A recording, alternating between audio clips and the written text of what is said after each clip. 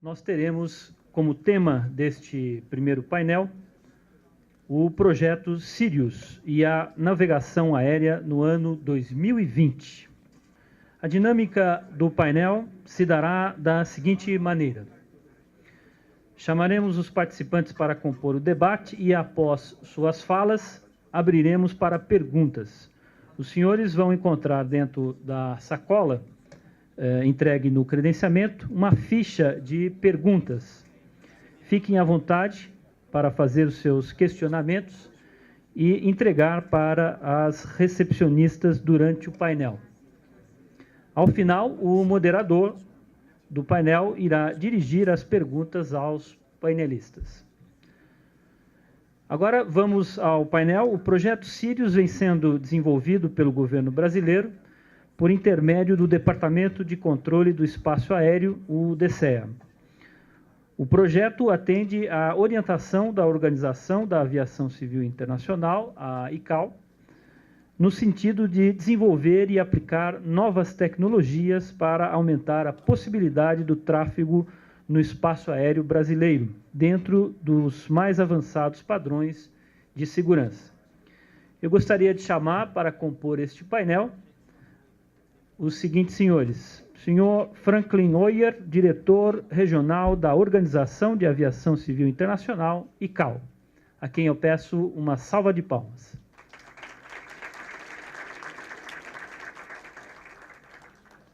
Chamamos também o coronel Silvio Monteiro Júnior, chefe da Divisão de Planejamento de Operações do DCEA.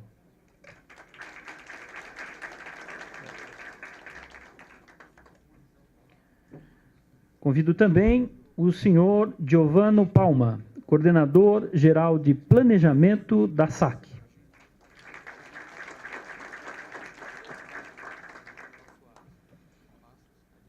E para moderar este painel e fazer também as considerações da abertura, convido o comandante Ronaldo Jenkins, diretor de Operação e Segurança de Voo da ABAR.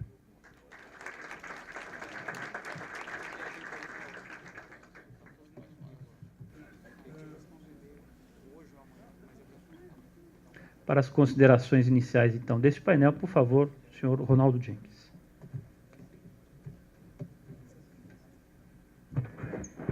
Senhoras e senhores, muito obrigado pela presença. Procurarei ser o mais breve possível para não impactar na hora do almoço de ninguém, que nós já estamos 10, 20 minutos praticamente além do nosso horário. Todo mundo sabe que em volta do globo terrestre nós temos uma massa de ar que é finita, né? Nessa massa de ar se desloca uma série de aeronaves, transportando milhões de pessoas, e todas elas que têm um espaço muito grande para voar, dezenas delas vão se concentrar em determinados locais, que são os nossos aeroportos. Então, embora a gente tenha um espaço aéreo bastante grande e consistente, nós temos que ter regras e padrões para que todos possam voar em plena segurança e convergir para os seus destinos e sair de suas origens com a maior fluxo, velocidade e, logicamente, enfatizar total segurança. E para isso a gente tem que ter normas, padrões, sistemas. E a gente hoje vai conversar um pouquinho sobre isso, nesses minutos desse painel. E para isso nós teremos, inicialmente, uma concepção, que é a concepção global de navegação, dada pela Organização da Aviação Civil Internacional. Posteriormente, nós teremos um enfoque da aplicação disso dentro do país, através do Departamento de Controle do Espaço Aéreo, e teremos, finalmente, uma concepção da coordenação desses esforços, que é feito pela Secretaria de Aviação Civil. Então, eu acho que com isso nós conseguiríamos cobrir a gama, logicamente, dentro do tempo que a gente tem, que é muito breve, para poder transmitir a vocês o que está sendo feito e o que se espera ser feito. E, logicamente, para a gente não perder mais tempo, convidaria o senhor Franklin Oyer para fazer a sua primeira apresentação. Bom dia a todos. É uma satisfação voltar a esse microfone, ainda que agora sob o patrocínio da ABAR, a quem eu agradeço essa oportunidade de poder trazer alguma informação eu diria não só sobre a aviação 2020, mas nós já estamos pensando na aviação em 2028, que é o escopo do nosso plano. Mas, antes de iniciar, eu queria voltar a recordar que a nossa organização ela foi criada em 1944, com o objetivo de promover o desenvolvimento seguro e ordenado da aviação civil internacional. A nossa agência ela é uma agência especializada do Sistema de Nações Unidas. E dentre as suas tarefas está o estabelecimento de normas e métodos recomendados. Essas normas hoje, eu não tinha ideia disso, foi o nosso secretário-geral que, justamente no discurso comemorativo em Chicago, mencionou, nós já temos mais de 12.000 SARPs, que são as normas e métodos recomendados. E ao longo desses 70 anos, a organização passou de 26 estados, na verdade o convênio foi assinado por 52, mas realmente membros no começo nós éramos 26, hoje 191, e durante alguns anos foi a organização do Sistema de Nações Unidas com o maior número de estados-membros, inclusive mais do que a própria ONU. Em resposta à resolução A37 da Assembleia, a OASA estabeleceu 2 grandes planos estratégicos. O GASP, Global Aviation Safety Plan, e o GAMP, Global Air Navigation Plan. Nessa apresentação, nós vamos nos concentrar no GAMP, que é o plano que realmente nos situa dentro do tema de debate. O GAMP, ele estabelece as políticas e princípios de caráter estratégicos que os estados devem considerar para a implantação bem-sucedida dentro do período 2013 a 2028, em consonância com os compromissos estabelecidos, naturalmente, no Convênio de Chicago. Esses compromissos, eles estão alinhados com os objetivos estratégicos da organização, que tem como prioridade absoluta a segurança das operações. A proposta de implantação faseada do plano baseia-se no conceito operacional mundial da gestão do tráfego aéreo, estabelecendo prioridades globais, utilizando-se de uma metodologia de melhoras por bloco do sistema de aviação, conhecido mundialmente pela sigla ASBO, e, além disso, estabelece a necessidade de uma análise de custo-benefício e a revisão e avaliação do planejamento da navegação aérea de cada estado. A nível regional, compete aos grupos regionais de planejamento e implementação, a sigla é PIRGs, a tarefa de ajustar o planejamento mundial às realidades regionais, através de acordos e compromissos negociados com os estados de cada região.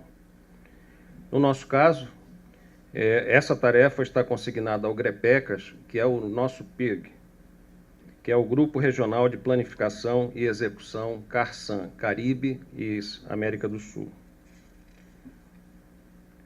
O escritório regional, através deste mecanismo do GREPECAS e com a contribuição dos estados da nossa região, desenvolveu o Plano de Implantação do Sistema de Navegação Baseado em Rendimento para a Região Sul-Americana, ou PBIP, que se encontra em sua versão 1.4, que já incorpora a metodologia ASBO. Não sei se dá para observar, em novembro de 2013 esse plano foi aprovado. E mais adiante nós vamos tratar do plano com mais detalhes. O GREPECAS ele sofreu uma reestruturação e adotou uma metodologia de gestão de projetos, que nos permite estabelecer métricas e medir resultados. As prioridades estabelecidas no plano global e regional são traduzidas em programas e projetos. Os coordenadores de programas são os oficiais regionais, ou seja, os técnicos do escritório regional, os funcionários. e os coordenadores de projeto, especialistas indicados pelos estados. Especialistas esses que são indicados por cada estado de forma completamente voluntária. Conforme já mencionei, a ferramenta adotada pelo GAMP é uma metodologia de melhoras por blocos do sistema de aviação, que permite aos estados uma implementação mais acessível e flexível.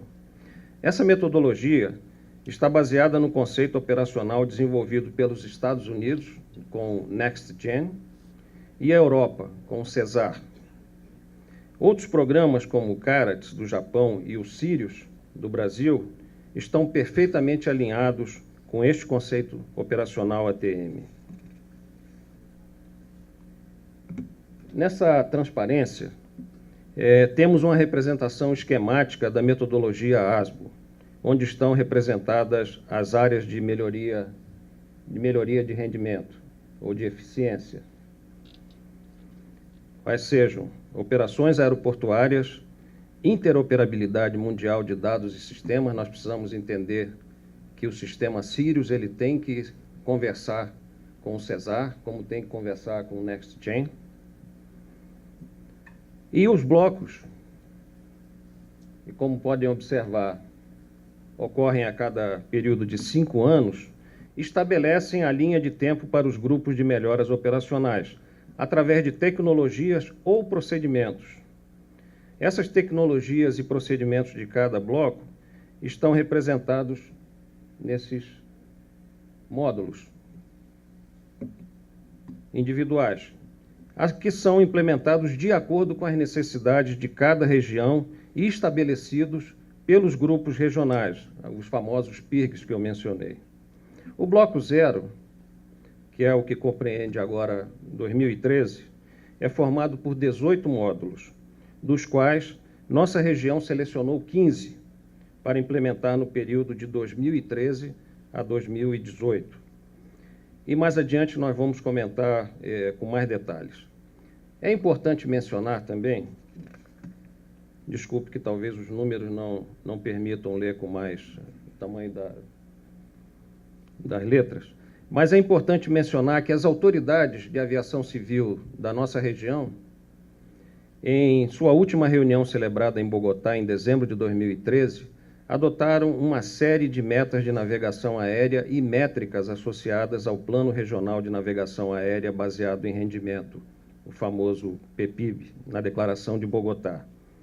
O nosso desafio, portanto, foi integrar os projetos do GREPECAS, aqueles projetos que eu mencionei da nova metodologia, aos módulos selecionados do plano, no nosso plano, e ajustados aos compromissos assumidos pelos estados na Declaração de Bogotá. Logicamente, isso implicou numa reengenharia para ajustar metas, métricas e prazos de projetos. No caso do projeto A1,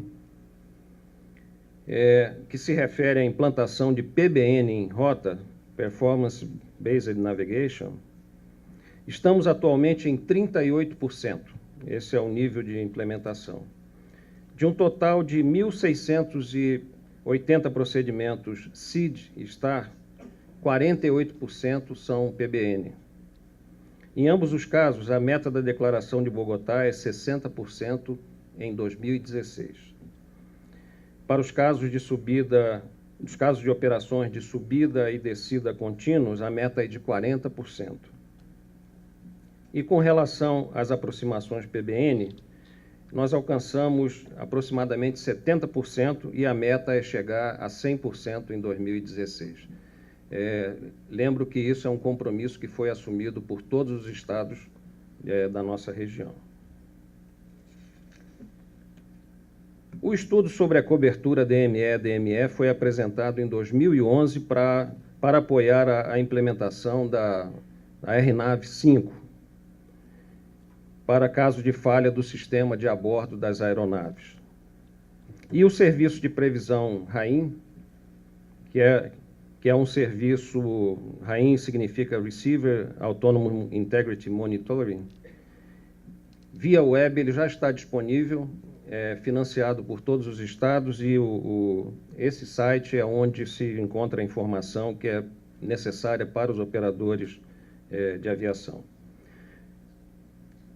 Com relação à gestão de fluxo de tráfego aéreo, somente 35% dos estados implementaram a TFM, e a meta é alcançar 100% dos centros de controle de área em 2016.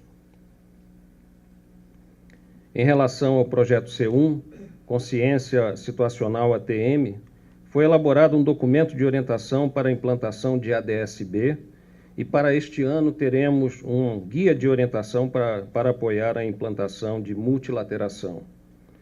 O ADS-B na região será inicialmente introduzido para cobrir áreas não abrangidas por sistema de vigilância radar.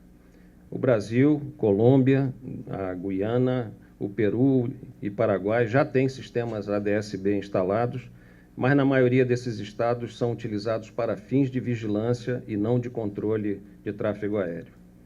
O ADS-C e o CPDL-C já estão em uso nas FIR oceânicas da Guiana Francesa, a FIR Cayena, do Brasil, a FIR Atlântico, da Argentina, parte oceânica Buenos Aires e Comodoro Rivadavia, Chile, Santiago, e recentemente no Uruguai, na área também oceânica de Montevidéu, da FIR Montevidéu.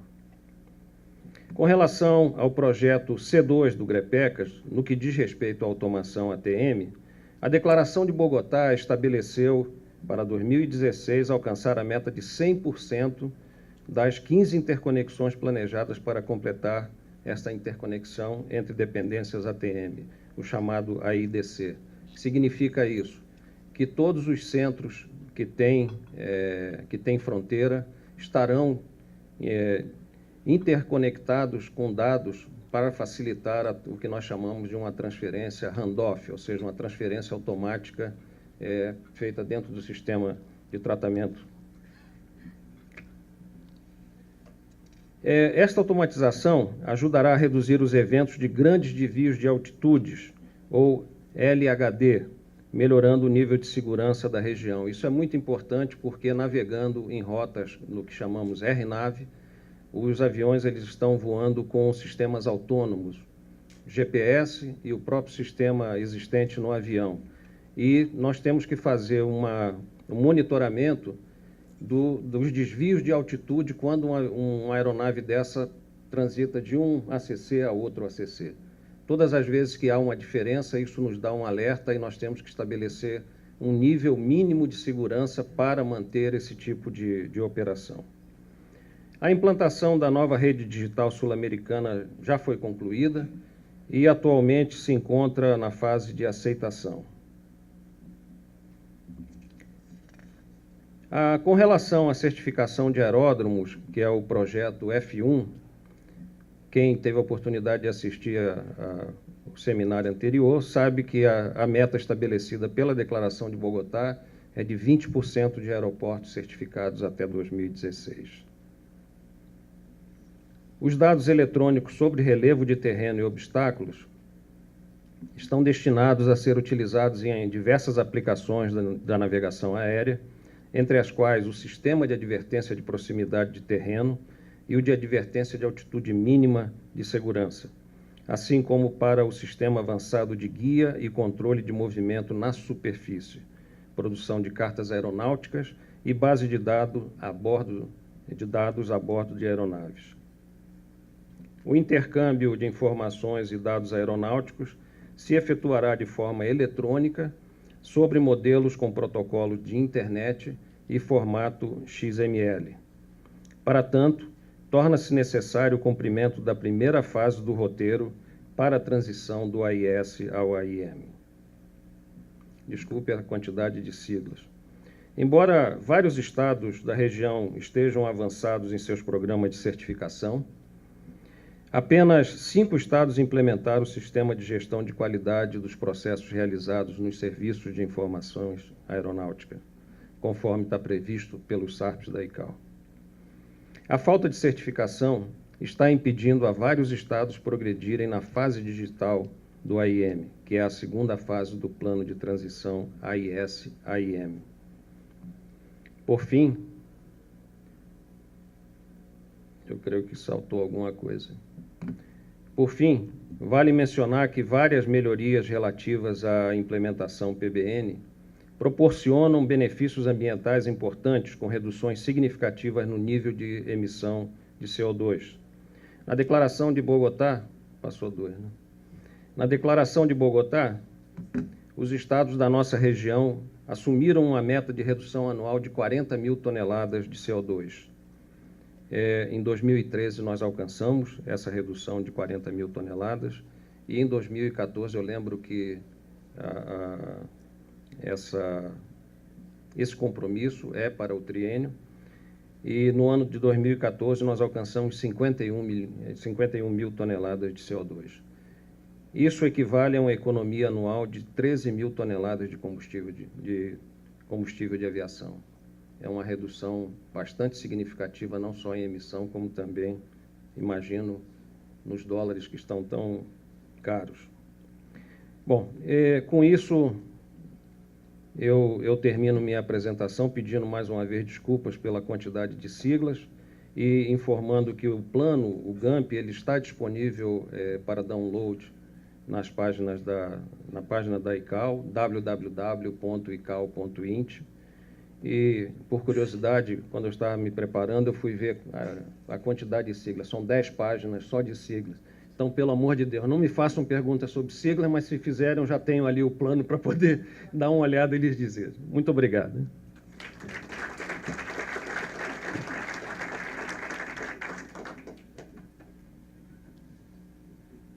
Bom, todo mundo viu a complexidade que é isso em termos de fazer um padrão internacional para navegação aérea. Não é uma coisa simples, não é uma coisa que se faça com o pé nas costas, nem de um dia para o outro.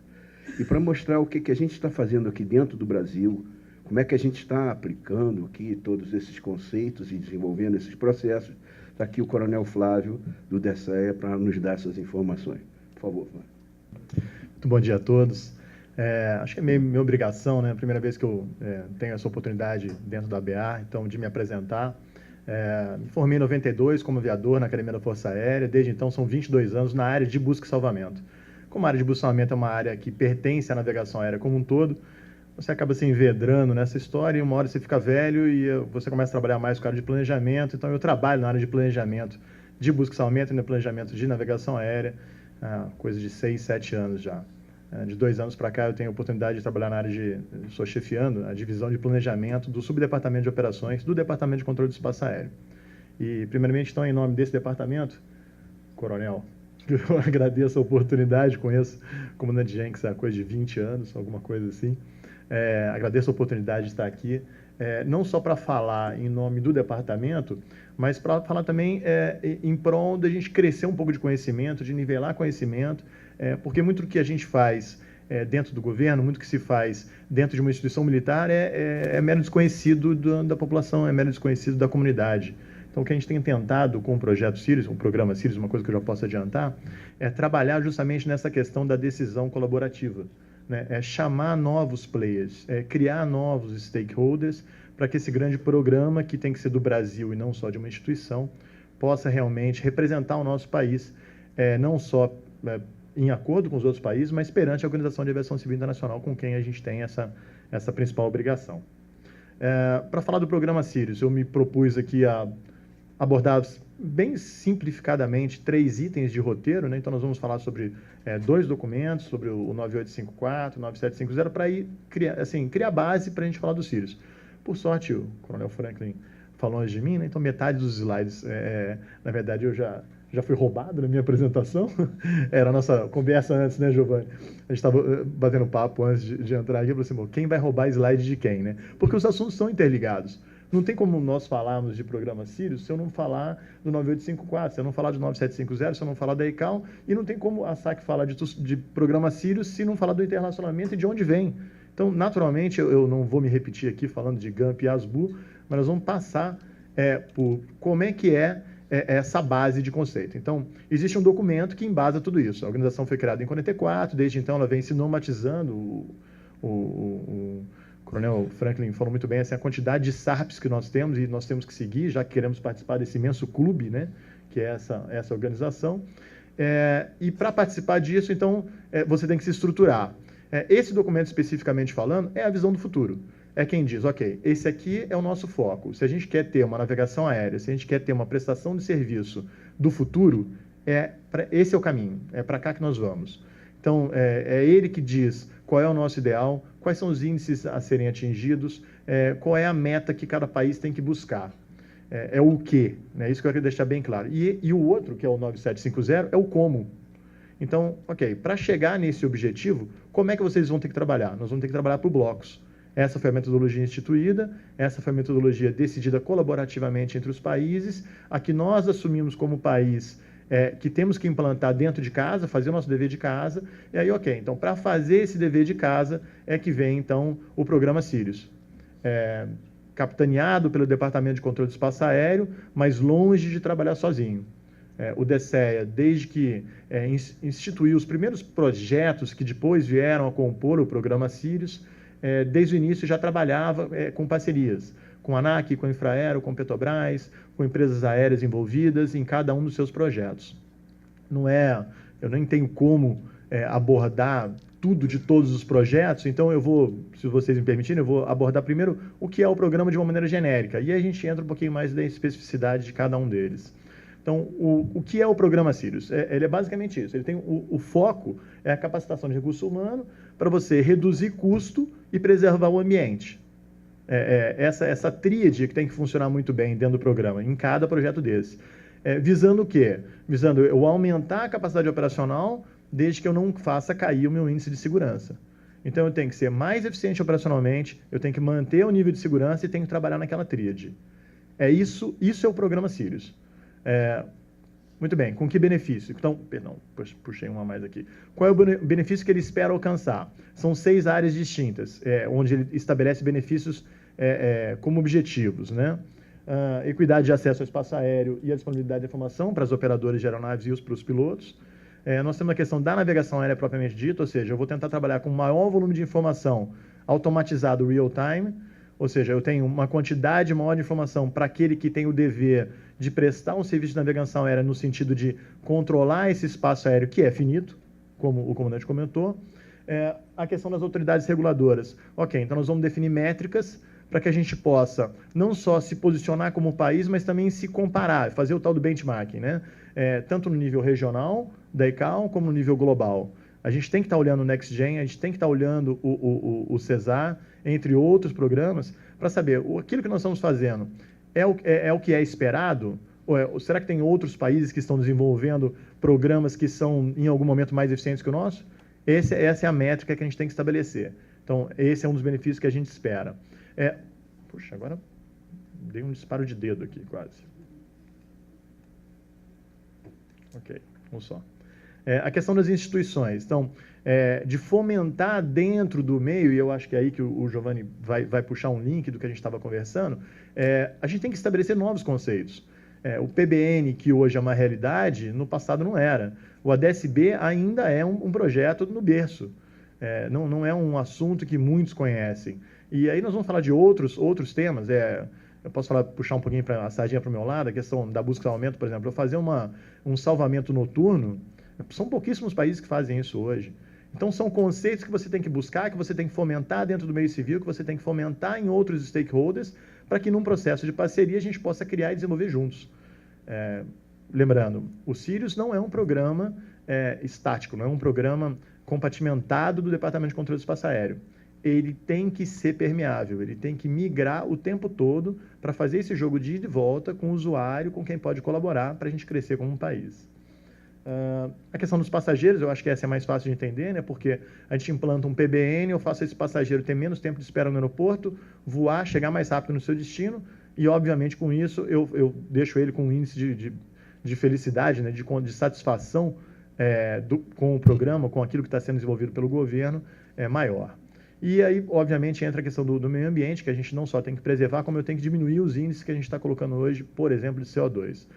Eu estabeleço, mais uma vez, eu vou citar o PBN, uma rota direta, eu faço essa aeronave ficar menos tempo no ar, obviamente eu faço uma emissão menor.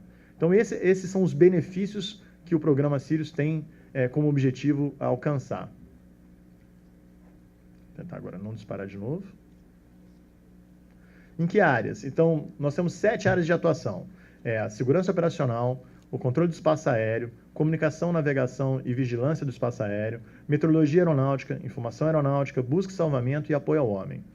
Para cada uma dessas áreas foram criados, então, projetos ou foram adaptados projetos já existentes para que a gente pudesse alcançar os objetivos que eu acabei de citar.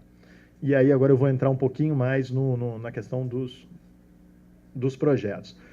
Esse slide ele é fantástico, eu não tenho nenhuma expectativa que os senhores o entendam de maneira assim, de imediato, mas a boa notícia é que ele está disponível para download tanto no site do ICAO como no site do Programa Sirius. E eu não tenho como simplificá-lo, por incrível que pareça. Por quê? Porque ele tenta, ou ele, no final das contas, quando você consegue ler, né, o que está escrito nele, ele consegue pegar todos os projetos que fazem parte do Programa Sirius e relacionar esses projetos com o ASBU.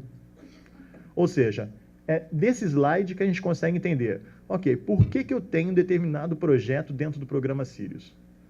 Como ele se relaciona num nível global, dentro do objetivo estabelecido pela ICAO e dentro da metodologia estabelecida do ASBU.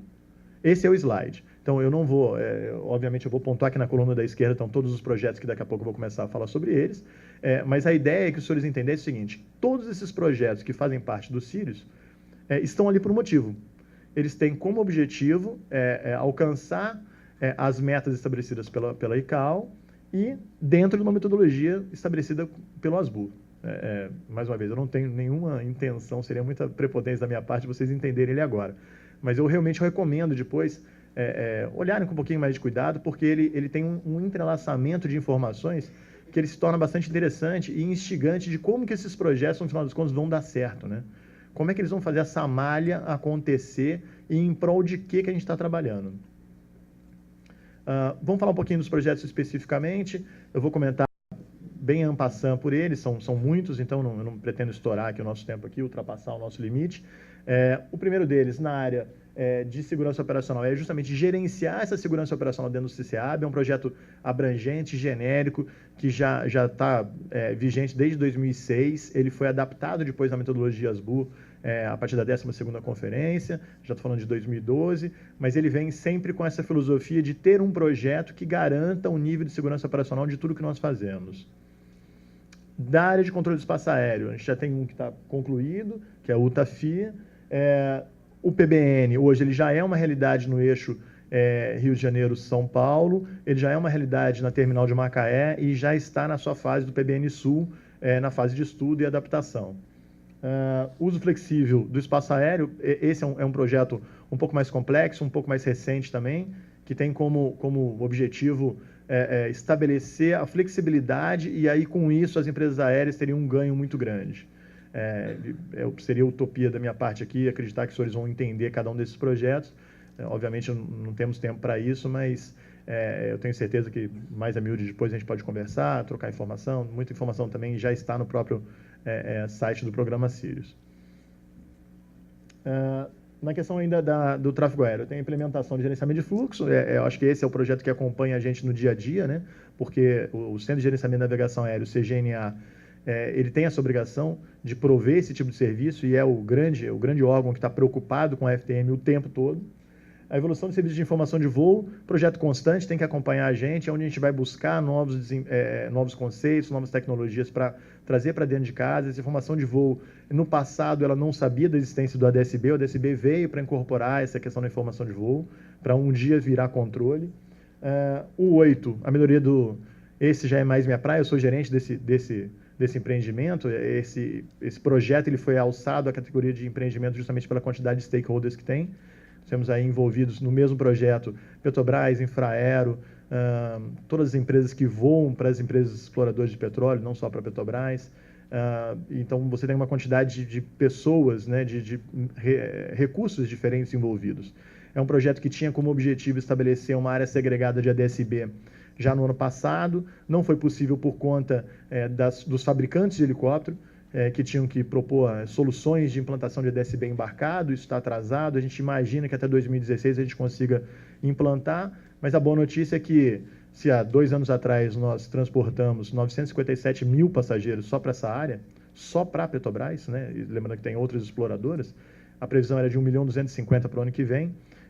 A gente já tem alguma coisa de segurança muito melhor do que tinha 5 anos atrás, com a questão de áreas definidas, de rotas específicas, de procedimentos PINs estabelecidos para pouso em plataforma. Então, a segurança que a gente está trabalhando, ela está aumentando, independente da evolução do ADS-B e por conta do atraso que a gente sofreu no projeto. Da área de vigilância e navegação, o CGTEC é o futuro, é você ter um centro de gerenciamento onde você consiga eliminar, digamos assim, mitigar todos os óbices técnicos que, porventura, você tem em todos os projetos. É um grande desafio. A infraestrutura de comunicação terra-ar e ar-terra é um grande projeto também que vem já de 5 anos, ele está em franca evolução, não para tão cedo, com certeza, esse é um dos que a gente imagina que ainda vai durar, porque a tecnologia evolui, então você tem que estar acompanhando o tempo todo. Melhoria de vigilância, esse é um pouco mais genérico, é justamente que nem o de segurança operacional, ele tem que estar ali acompanhando com a gente o tempo todo. A melhoria do sistema de navegação faz meio que parte. O 11 e o 12, eles se misturam em alguns momentos, o gerente é o mesmo, justamente para ter essa mão de que a gente não esteja discutindo assuntos que são próximos, mas não são iguais em 2 projetos distintos. A questão da meteorologia, são 3 basicamente, os 3 tratam da mesma área de meteorologia. A meteorologia hoje tem uma situação de informação meteorológica muito diferente do que a gente tinha no passado. A RedMet hoje, né, via web, ela realmente dá um suporte diferenciado para as empresas e para os pilotos. Eu sugiro, recomendo, a gente trocou o website agora, questão de 20 dias, recomendo uma nova visita, ela tem uma cara diferente hoje, mas ela abarca esses 3 projetos de uma maneira única. Os dados meteorológicos reunidos no Instituto de Controle do Espaço Aéreo hoje já migram com mais facilidade para o usuário, e a ideia é que a gente tenha produtos estabelecidos para o usuário cada vez com uma riqueza maior de detalhes. Do apoio ao homem, eu tenho a melhoria de qualidade, integridade e disponibilidade de informação aeronáutica, perdão, do apoio ao homem não, do apoio ao homem. Eu tenho essa questão da interface com o usuário, ela tem que ser desenvolvida, eu tenho que ter um projeto específico para isso. Questão do busca e salvamento, essa é mais minha praia. A gente tem uma questão de eficiência da prestação de serviço de busca e salvamento cada vez melhor. O Brasil hoje está, já não é de hoje, desde 2007 pelo menos que a gente consegue mensurar isso, entre os 5 países com o maior índice de eficiência na prestação de serviço de busca e salvamento. Foi o 3º país a implantar recentemente uma tecnologia de uso de satélites de órbita média para a detecção de sinais de emergência. A gente tem acompanhado muito próximo os acidentes recentes, inclusive do Malaysia e dessa aeronave que, antes de ontem, da Germanwings, se acidentou, na questão do acompanhamento em voo, do tracking em voo. Isso é uma preocupação da ICAO, que já tem tem coçado a orelha aí da gente há muito tempo. Quem é profissional de busca e salvamento como eu fica desesperado quando a gente não consegue uma localização imediata de uma aeronave que se acidentou, e a gente tem que tentar acompanhar isso. O Brasil, como eu falei, foi o 3º país a implantar essa tecnologia já em 2009, e hoje é o 2º país que tem essa tecnologia, operacionalmente falando, passível de ser usufruída pelos centros de coordenação de salvamento. Finalmente, a questão das informações aeronáuticas, eu tenho disponibilização da informação e o crescimento do ATM como um todo, né, do ATM nacional. São projetos distintos. Como eu falei, eu não tenho nem a pretensão de que os senhores conheçam os projetos a fundo. Na verdade, era apresentar quais são os projetos hoje que estão em andamento, que compõem esse programa Sirius. Tirar as dúvidas de cada um desses projetos, obviamente, tomaria da gente um tempo muito maior. Eu estou à disposição, sem dúvida nenhuma, para as dúvidas. Se os senhores puderem me ajudar e restringirem a questão das bacias oceânicas e do salvamento, eu respondo de imediato, é minha obrigação. As outras eu tento responder, mas eu realmente tenho o costume de deixar o e-mail e a gente pode trocar informação via e-mail, aquilo que a gente não conseguir direto no website, eu tenho certeza que a gente consegue responder. Como eu falei, é um prazer estar aqui. Nossa obrigação trabalhar nesse tipo de fórum para que outras pessoas conheçam esse tipo de trabalho que está sendo desenvolvido, capitaneado pelo Departamento de Controle do Espaço Aéreo, mas eu gosto de frisar sempre como uma responsabilidade do nosso país. É uma responsabilidade do Brasil entender para onde que nós estamos indo e como nós temos que chegar lá. Muito obrigado.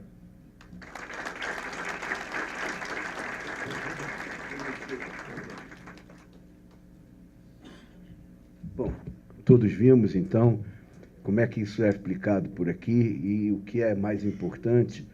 E dizia chefe lá da área de controle de espaço aéreo, o Brasil pode não estar disputando as primeiras posições no mundo, mas certamente está na mesma volta do líder. Então, nós estamos bastante adiantados no nosso programa e estamos aplicando isso paulatinamente. E isso, logicamente, também obriga nós, empresas aéreas, a termos equipamentos de ponta para poder conviver com esse novo ambiente. Isso aí é muito importante que a gente diga que a nossa frota é uma das frotas mais modernas do mundo e que nós temos condição plena de conviver com essa modernidade.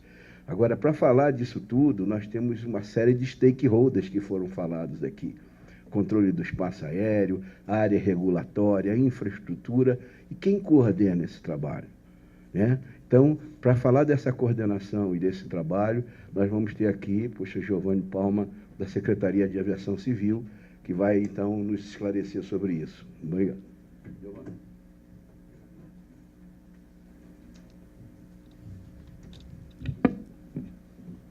Bom dia, meu nome é Giovanni Palma, sou engenheiro, servidor de carreira da ANAC e sou coordenador geral de Planejamento e Navegação Aérea Civil da Secretaria. Obrigado, comandante Jenkins, muito obrigado pelo convite e pela oportunidade de estar aqui tratando com vocês um pouco e apresentando como nós temos trabalhado esse assunto de tráfego aéreo dentro da Secretaria. Depois das apresentações do Franklin e do Tenente Coronel Silvio, acho que eu posso até quase me limitar a essa transparência aqui. Mas, enfim, eu trouxe aqui para tratar aqui com vocês um pouco da ideia de como é a nossa relação institucional. A gente tem procurado tratar com os órgãos reguladores, com os principais, como o comandante Jenkins falou, stakeholders do setor, tanto concessionários aeroportuários, companhias aéreas, associações, estados e municípios, enfim, toda governo, entende-se em ministérios, e também as principais autoridades presentes dentro dos aeroportos. E dentro desse contexto, quando a gente está pensando em tráfego aéreo, trago aqui uma visão um pouco mais holística, uma visão um pouco mais global nisso. Quando a gente, com a criação da Secretaria em 2011, e até mesmo alinhado com a Agenda 2020 própria da ABAR, onde ela pontuou algumas necessidades, alguns desafios que ela enxergava, tanto para o presente, com o estudo da Agenda 2020, como também para 2020. E o próprio governo tinha essa sensibilidade, tinha essa noção desses desafios para o setor, e um deles, muito grande, era a questão de infraestrutura aeroportuária. Então, naquele primeiro momento, nós começamos a trabalhar no intuito de fortalecer a infraestrutura aeroportuária. Começamos também com as concessões, no intuito de dar celeridade para alguns projetos que não eram possíveis quando tinha com a Infraero. Em 2012, lançamos o Programa de Investimento Logística Aeroportos, onde ele teve aí umas 4 linhas de ação, tanto do ponto de vista de aspecto regulatório, que trouxe a questão de regulamentação dos slots. Tivemos o Programa de Aviação Regional, autorização para autorização para exploração de aeroportos privados para aviação geral. E também o Franklin trouxe aí a questão em 2013, o conceito do ACDM, que é o Airport Collaborative Decision Making, ou seja, a tomada de decisão colaborativa dentro dos aeroportos, no âmbito dos aeroportos. E eu queria dizer que isso a gente também trouxe para dentro do governo, para o modelo de governança aqui. Isso se mostrou bastante efetivo e colaborou muito, como a gente viu aí nos grandes eventos, para o sucesso dos grandes eventos. E no caso do tráfego aéreo, a gente teve muitas decisões foram tomadas de uma forma amigável e colaborativa, que foi lá com a Sala Master, lá no CGNA. E internamente, dentro do governo, como que a gente tem trabalhado esse conceito de tomar de decisão colaborativa, por meio da criação de comitês de trabalho, de grupos de trabalho, onde traz os principais atores e são definidos esse planejamento. E um outro exemplo importante de decisão colaborativa é a criação da CONAERO, né? Então, a Comissão Nacional de Autoridades Aeroportuárias. Então, ali a gente tem um importante fórum em que dá muitas diretrizes para o setor. Enfim, então, a gente tem CDM aí dentro do governo. Eu vou trazendo agora para a questão do tráfego aéreo, mais especificamente o objeto desse nosso assunto aqui hoje, é o planejamento e a gestão para o tráfego aéreo da navegação. Então, o que acontece? Nós temos a Secretaria de Aviação Civil, responsável o quê? Pelas diretrizes e políticas públicas para o setor. Como que nós temos trabalhado? Nós temos olhado a ICAO, a OASI, né? Qual que é? E por meio, como já foi falado, nós temos o GAMP, que é o Planejamento Global da Navegação Aérea. Tem o ASBO, não vou entrar muito aqui no assunto, que é a forma do como implementar esse GAMP. O DCEA, por meio dos Sirius, tem trazido, pelo PIMP, pelo Programa de Implementação e da Concepção Operacional, tem trazido, implementado isso dentro do Brasil, e a gente fica trabalhando, faz o quê? Um trabalho de coordenação, visando o quê? Adequar essas orientações da OASI com o que o DCEA vem trabalhando dentro do Sirius para o setor. É claro, sempre tendo um cuidado de que impactos isso pode trazer também para o setor. De tal forma o quê? Que essa adequação dessas tecnologias, que a implantação dessas tecnologias, desses novos procedimentos, como PBN, como ADS-B, enfim, eles sejam de forma gradativa e que sejam possíveis de serem assimilados, tanto pelas companhias aéreas, pelos operadores aeroportuários, pelos fabricantes de aeronaves, e de uma forma que traga a melhoria na satisfação do passageiro em relação a todo o setor. Bom, eu trago aqui a figura que o Tenente Coronel Silvio também já apresentou, uma ideia do ASBO, né?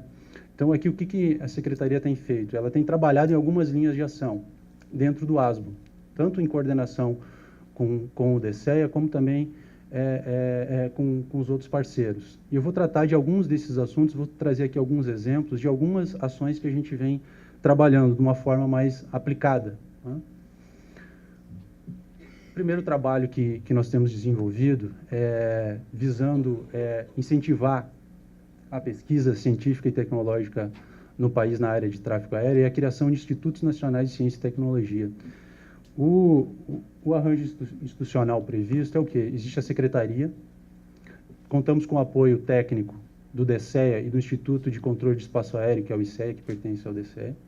Temos um acordo de cooperação com o Ministério de Ciência e Tecnologia e, por meio do CNPq, por meio de um edital, estamos prevendo a criação desses INCTs, né? Atualmente, nós estamos na etapa de avaliação das propostas por parte do CNPq, por meio de consultores ad hoc, e a ideia é que, ainda para esse ano, já tenhamos aí a criação de alguns INCTs na área de tráfego aéreo.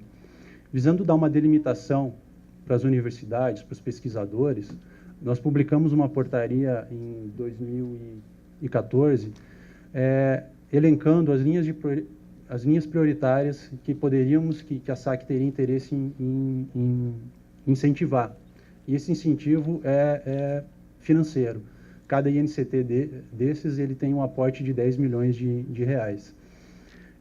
Essa portaria ela trouxe, são 10 linhas de pesquisa, dentre elas a questão do GBAS, que é um equipamento de precisão e que está previsto no ASBU também, e que nós temos aqui um grande problema aqui no Brasil, que é a cintilação ionosférica, ou seja, acaba que o sinal do GPS ele acaba tendo um erro muito grande, então acaba que tu não consegue ter uma precisão na hora de utilizar o equipamento. E por aí vai a esteira de turbulência também, o gerenciamento avançado da esteira de turbulência, também previsto no ASBO. E, bom, tem todo esse alinhamento e a ideia é a criação desses centros de excelência, ou seja, difundir um pouco mais o conhecimento e a pesquisa e gerar conhecimento aqui dentro do Brasil. Alinhado também com o Aviation System Block Upgrade, nós temos a questão da prestação de serviços remotos de tráfego. O que ocorre? O nosso programa de investimento em logística e aeroportos, ele prevê a construção, ampliação de 270 aeroportos. Muitos deles não haveria condições, até mesmo técnicas ou financeiras, de implantar uma estação, uma EPTA local, né, uma estação prestadora de telecomunicações aeronáuticas. tão alinhado não só com a OASI, mas também buscando uma solução para esses aeroportos, para que eu consiga ter uma eficiência operacional e uma eficiência financeira desses aeroportos, nós estamos buscando soluções existentes no mundo que permitam um gerenciamento de tráfego remotamente. Experiências que já existem, né? Por exemplo, o Japão já tem um serviço remoto de tráfego lá desde 1974. Então, a gente está buscando uma parceria com eles. Parceria com os Estados Unidos também. Existe um projeto de implantação de torres remotas no aeroporto de Leesburg, próximo a Dallas, conduzido pelo FAA, em parceria com empresas e aeroportos. Temos também a parceria com a Suécia, onde foi implantada a primeira torre remota. Estamos buscando experiências, enfim, com esses outros países, e a ideia é, talvez esse ano, no máximo início do ano que vem, já estarmos com um projeto piloto em ambos os projetos. Bom, um outro grupo que nós estamos desenvolvendo lá dentro da Secretaria e que está previsto também na ICAO, no planejamento, mas enfim, que até pouco tempo atrás estava ali um pouco adormecido e agora está bombando em todos os países, né? É a questão das aeronaves remotamente pilotadas, né? O que ocorre? Nós temos a questão dos veículos aéreos não tripulados, ou seja, hoje a nomenclatura é essa, a gente está trazendo uma nomenclatura um pouco mais atual, que são as aeronaves remotamente pilotadas, que são aquelas aeronaves que não voam de forma autônoma. Então, o que ocorre? O objetivo desse programa é continuar com a inserção do RPA no setor aéreo de uma forma segura, organizada, atendendo tanto a questões de demanda de fabricantes, quanto de pesquisa, quanto do ponto de vista regulatório. Harmonizar também os interesses, né, todos esses interesses públicos, privados, adquirir e divulgar conhecimento, enfim, sobre os RPAs. E o que nós temos feito? Esse é um grupo de trabalho que ele conta com a participação da SAC, ANAC, DCEA, Ministério da Defesa, entre outros. E nós estamos muito preocupados com a questão com a segurança dos grandes eventos, né? Temos aí as Olimpíadas vindo por aí. Estamos pesquisando o que existe na OASI. Até essa semana está ocorrendo um grande evento na OASI sobre a RPA. Estamos também preocupados com as questões legais, ou seja, questões de enforcement, aí, de fazer com que seja publicado, com que seja cumprida a regulamentação, e cabe aqui salientar, a regulamentação brasileira hoje ela existe, o DCE tem uma regulamentação que é a IC 21 desde 2010, a ANAC também tem regulamentação, então essa atividade ela está regulamentada, entretanto ela precisa de uma atualização, e é isso que nós estamos trabalhando. Para que o quê? Para que possivelmente até o final do ano, nós tenhamos tanto uma regulamentação por parte da ANAC, quanto por parte do Departamento de Controle de Espaço Aéreo, mais efetiva e atualizada em relação ao tema. Estamos propondo algumas ações integradas, ações a curto prazo, ou seja, divulgação dos conceitos corretos de que RPA precisa de autorização, é uma aeronave, então precisa ter autorização para voar. É diferente, eu não posso comprar aí num site e começar a operar essa minha aeronave em qualquer lugar. Não, se eu quero trabalhar, se eu quero ter um hobby, uma recreação, então ele é um aeromodelo. Então tem um lugar em determinados locais que eu posso me divertir, ter a minha diversão. Agora, se não é para diversão, se não é para hobby, então ele é uma RPA. E para isso tem uma regulamentação própria e deve obedecer às regras dos órgãos reguladores.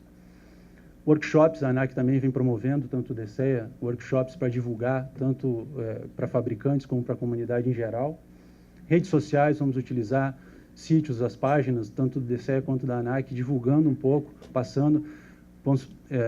Também em pouco tempo vamos passar uma cartilha, dando principais orientações sobre o tema. E revisão e publicação de novos regulamentos, como eu já falei. Dentro do PIL, né, nós temos aí também uma preocupação grande com o tráfego. O que nós estamos fazendo? Estamos trazendo todo esse gerenciamento da implantação de equipamentos, de inserção de órgãos ATS desses aeroportos para dentro da secretaria, e também temos um grupo de trabalho lá. Ou seja, a expectativa é que o quê? É que se trabalhe totalmente com a navegação via satélite já para esses aeroportos, para aviação regular.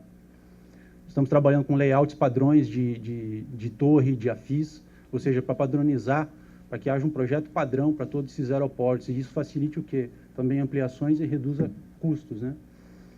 A definição, ou seja, nós já temos uma definição praticamente para todos esses 270 aeroportos, de se vai ser, qual que vai ser o tipo de EPTA, qual que vai ser a classe, se vai ser uma torre, se vai ser simplesmente se vai ser um AFIS, uma estação prestadora de AFIS, quais são os equipamentos que nós vamos instalar lá também, e o tipo de operação, né? Aqui o default, o tipo de operação para esses aeroportos é EFR, dependendo, para alguns casos, em virtude o quê? De condições de relevo, questões de desapropriação, será VFR, mas a ideia é que para todos se tenha enfim, a operação tipo IFR. E alinhado com isso, de nada adianta nós termos somente investir em infraestrutura. Então, nós estamos preocupados com quem que vai estar lá dentro, quem que vai administrar, quem que vai gerir, quem que vai operar para causar o quê? Menos impacto na malha, ou seja, eu tenho que colocar pessoas capacitadas que consigam entender do que está se fazendo lá, que não é a realidade em muitos aeroportos desses 270. Então, para isso, nós criamos um programa de formação de recursos humanos, e que ele já vem aí desde 2013, com alguns números até de certa forma expressivos. Nós já temos mais de 1.300 pessoas capacitadas, distribuídos de maneira uniforme ao longo do país, e a ideia é ampliar cada vez mais essa formação na medida que forem sendo terminados a construção desses aeroportos, e também, no caso aqui da área de tráfego aéreo, uma parceria com o ICEA, com a Infraero, de ampliar até a oferta de cursos para a área de tráfego, né? E por último, também uma preocupação muito grande que a gente sempre tem aí, a questão do meio ambiente. Nós temos um grupo de trabalho lá também que ele vem procurando tratar da questão de ruído, ou seja, visando o quê? Que nós tenhamos ações integradas no intuito de estabelecer medidas mitigadoras do impacto de ruído, seja seguindo uma metodologia, uma recomendação da própria OASI, que é o Balanced Approach, que é uma forma de como abordar o problema de ruído, ou seja, reduzir o ruído na fonte e, num caso, e no final, causar restrições às operações, numa última alternativa. Estamos trabalhando no marco legal. Hoje, as regulamentações, muitas vezes, elas estão de uma maneira esparsa, de forma esparsa, então a ideia é trazer e ter uma regulamentação, de certa forma, única. Tem o caso do Santos Dumont, né? Acho que é de conhecimento, acho bom, da comunidade. Já tivemos restrições, então estamos trabalhando lá com o estudo de estabelecer novas rotas de PBN, talvez ter uma rota verde, enfim, mudar um pouco a configuração, trazer todo esse conceito de PBN, ou seja, uma descida constante, menos ruído, menos consumo de emissão de ruído, menos consumo de combustível, para dentro desse estudo, né? Opa. Bom, gente, enfim, a ideia aqui foi trazer um pouco de como que tem sido feita essa coordenação da Secretaria no âmbito do tráfego aéreo, sempre olhando o quê? Olhando as diretrizes da ICAO, como o DCEA está trabalhando, como ele vem implementando, e de uma forma coordenada, de tal forma a trazer benefícios para todo o setor. Muito obrigado.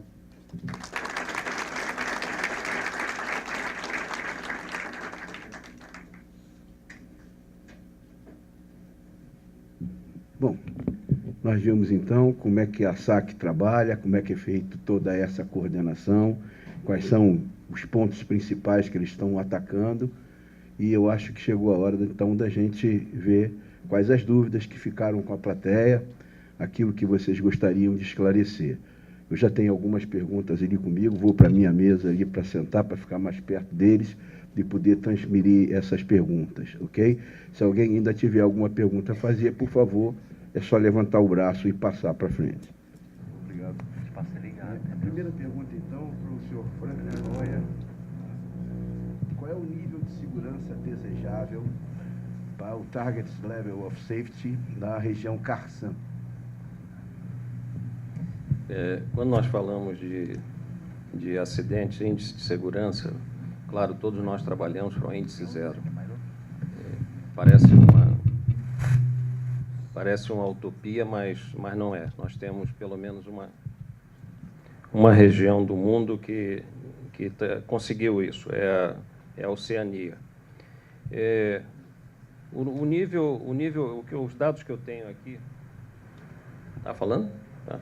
Dos dados que eu tenho aqui, o nível em 2013, que é o ano que nós temos compilado, nós tivemos um acidente, porque nós consideramos somente, para esse caso, os acidentes com fatalidades. Nós tivemos um acidente fatal, de 12 acidentes na América Latina e Caribe, porque é assim que se considera, porque nós trabalhamos muito com estatísticas, não só da ICAO, como também das que vêm das empresas aéreas, dos fabricantes e da IATA.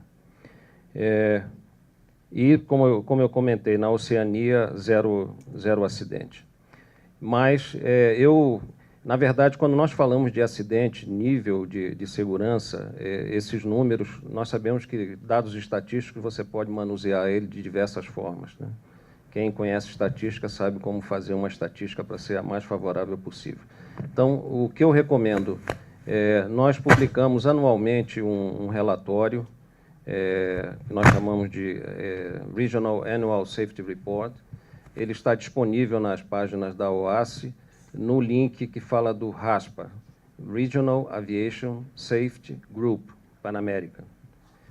Nessa página,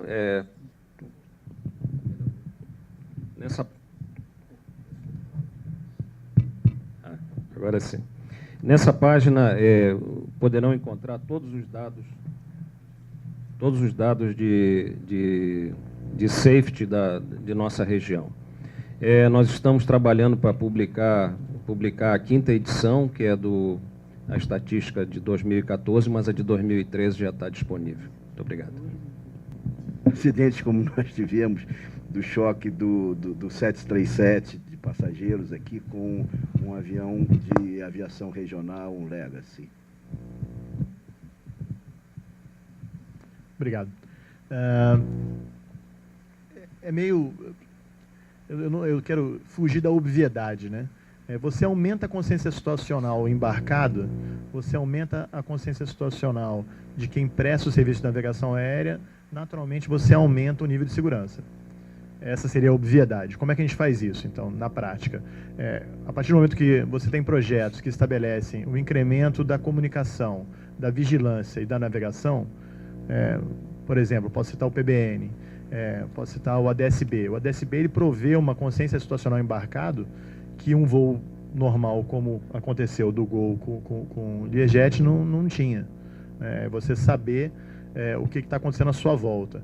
Então, projetos dessa natureza, onde aumentam a consciência situacional embarcada e também provém ao prestador de navegação aérea, ao controlador de espaço aéreo, controlador de tráfego aéreo, uma consciência maior e um controle maior no sentido de ele ter melhores comunicações, melhores dados na sua tela de onde estão essas aeronaves, tudo isso obviamente vai, por isso que eu falei, eu tenho que fugir da obviedade, né? Vai acabar aumentando o nível de segurança e minimizando a possibilidade de acontecer acidente. Acidentes acontecerão por outros motivos. O que a gente tem que tentar evitar em cima da navegação aérea, o que a gente pode fazer como projeto para aumentar realmente essa questão da segurança, tanto embarcado como em solo. Obrigado. Obrigado, Silvio. Vamos aqui com uma pergunta para o Giovano, lá da SAC. Com a criação da Infraero Navegação Aérea, como é que fica a gestão da aviação civil, inclusive tendo em vista o programa Sirius?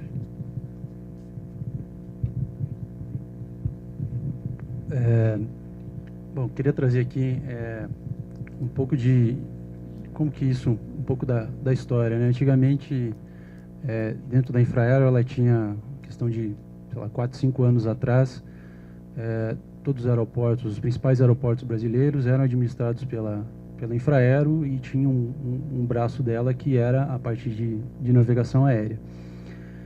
Com o advento das concessões, alguns desses aeroportos foram concedidos e a questão até a receita com as concessões, ela veio para constituir o FENAC e para que pudéssemos investir em outros programas. E isso começou a diminuir o que? A arrecadação da Infraero. Como que se mantinha essa Infraero navegação, a parte de navegação? Havia, de certa forma, um subsídio cruzado, em que pegava-se um pouco dessa receita dos aeroportos e era repassada para a parte de navegação. E isso também, depois, com a criação, com a revisão do modelo tarifário de navegação aérea, onde no passado havia um rateio entre o DCE e a Infraero, isso também acabou, de certa forma, reduzindo um pouco a questão de arrecadação da parte de navegação aérea. Pois bem, então, visando o quê? Equilibrar um pouco as finanças da área de navegação, que hoje ela é deficitária, está se prevendo criar, ou seja, a ideia mais ou menos é ter uma holding e embaixo dela algumas empresas, entre elas Infraero Serviços e a área de navegação.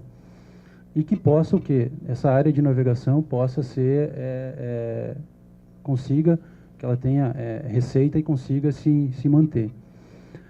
Do ponto de vista do Sirius, Tenente Silvio, eu não vejo se isso alteraria muito, talvez a questão operacional, porque o Sirius ele é um programa de implementação do ATM, né? Então, independente, a área de navegação hoje ela já existe na Infraero e ela vai continuar existindo. Então, não vejo muito em afetar, né? Não há conflito, né? Está alinhado, né? Obrigado, Giovanni. Temos aqui, mas nós estamos em cima da hora, já para que não atrase o almoço de ninguém. Então, nós vamos fazer então uma última pergunta, que vai ser para o Silvio, Coronel Silvio. A quem está atribuída a coordenação de um treinamento para capacitação integrada entre operadores aéreos, controladores de tráfego aéreo, autoridade de aviação civil sobre o programa Sirius?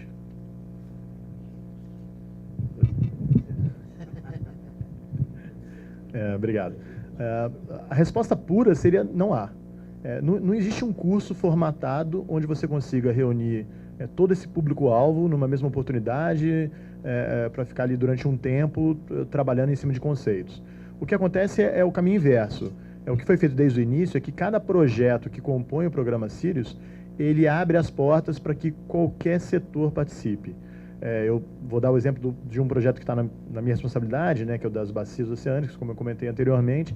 Nós temos representantes da ANAC, da Infraero, não temos representantes da SAC, porque até o momento realmente não teve necessidade, mas se a SAC em algum momento quiser participar, ela obviamente é convidada. Então não existe um curso para você alinhar conceitos ou alinhar pensamentos sobre o programa Sirius. O que existe é que todo projeto tem essa facilidade de permitir a participação do setor que for, de empresas aéreas, como nós temos, por exemplo, nas bacias, enfim, interessados. É porta aberta mesmo. A ideia é que todo mundo possa participar dessas decisões.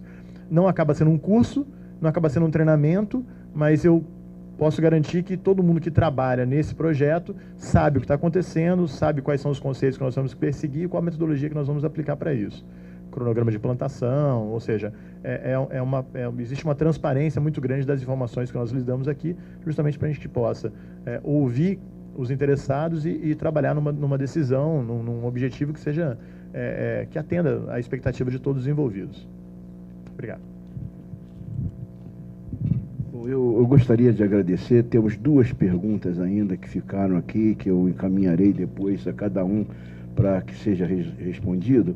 Mas, rapidamente, sobre o problema da implementação dos GBAs, nós tivemos o nosso GBAs há muito tempo aqui, em teste no Galeão, e infelizmente nós não conseguimos chegar a um algoritmo que permita a sua operação com segurança.